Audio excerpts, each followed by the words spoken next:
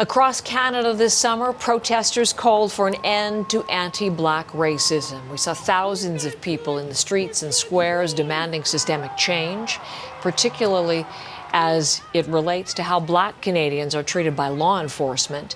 The demonstrations were largely a response to incidents of police brutality. They put the spotlight on race, on justice, policing, and politics, really in an unprecedented way, and sparked important conversations on the matter. Conversations which are going to continue for the next couple of days at universities right across Canada. 2 days of national dialogue on how to tackle anti-black racism in academic spaces. Our guest this morning, Barrington Walker, who is the Associate Vice President, Equity, Diversity and Inclusion at Wilfrid Laurier University and a Professor of History at that university as well. Professor, thank you so much for being my guest this morning.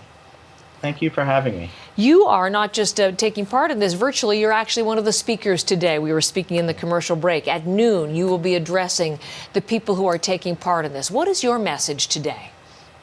My message today is to think very intentionally about the kinds of barriers that face racialized people in general, marginalized people in general in the universities, and certainly people of African descent. What we're focusing on today is anti-black racism, but not at the exclusion of other kinds of marginalities. And we're going to think about the ways these kinds of marginalities intersect as well. My message is to think about the history of anti-black racism in the universities, and also to think about structures of anti-black racism, and to really delve down and talk about how structures and histories manifest themselves in the day-to-day lived experiences of people who experience marginalization in the university. So what do we know about structures and histories and how anti-black racism in general has an effect or has an impact on learning and success at the post-secondary level? Well, I mean, to put it very succinctly, Canada has a long history of anti-black racism dating back to slavery, Canadian forms of Jim Crow. Universities are part of the colonial structure upon which Canada was founded. So it's not surprising that universities were also built as places that very intentionally excluded black people from them. So this has a manifestation in all sorts of things, like the rates at which people get hired, the representation of black people in university classrooms as professors, students, university administrations. So there's a number of systemic barriers that work their way through the university system that's very much grounded on those histories. These exclusions, these histories of marginalization also manifest themselves in the ways in which curriculum is delivered in Canadian universities. There are a lot of silences where the black experience is considered, right? And these silences, these hidden curriculums, tell people what is and what isn't important in understanding Canadian history and culture. And I think these patterns of exclusion have a profound effect upon our students in terms of them feeling like they belong in these spaces and these institutions. So these are the kinds of things you're going to be discussing, as I mentioned, as one of the speakers. This is, as we've been talking all morning, a 2-day event. It's the University of Toronto hosting, but more than 50 different post-secondary institutions are taking part.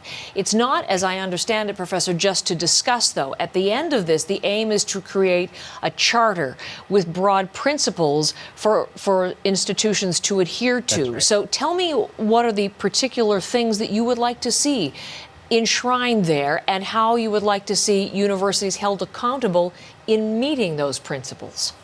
Well, at first, I think it's important to note that out of the conversation that we'll have, that will drive what emerges in the charter. But we do have a broad sense of the sorts of things that we would like to see in that kind of document. We need to do a better job of making sure that universities are more reflective of the communities in which they are ensconced and embedded. We need to make sure that universities reflect the experiences of the folks who take classes there, the folks who support universities with their money as citizens. Universities need to be held to account to make sure, and in myriad ways, we can talk about the way that hiring decisions are made. We can talk about who gets tapped for leadership positions. We can talk again about curriculum. These are all things that the university has a moral imperative to tackle in thinking about how to be more inclusive and how to include Black voices in these spaces. So that's one of the goals over the next 2 days, is to talk about those concrete ways in which we can hold universities to account. In terms of young people and the students on campus, I was just showing some pictures of the kinds of rallies that we have seen in Canada in recent weeks and months, and so much of the energy behind this movement at this moment is coming from young people. Where do you see their role in the kind of change you're hoping to make through this session this week? I mean, I've been an educator for over 20 years, and that's one of the pleasures of university life, is being able to spend time around really passionate, really committed, smart young people.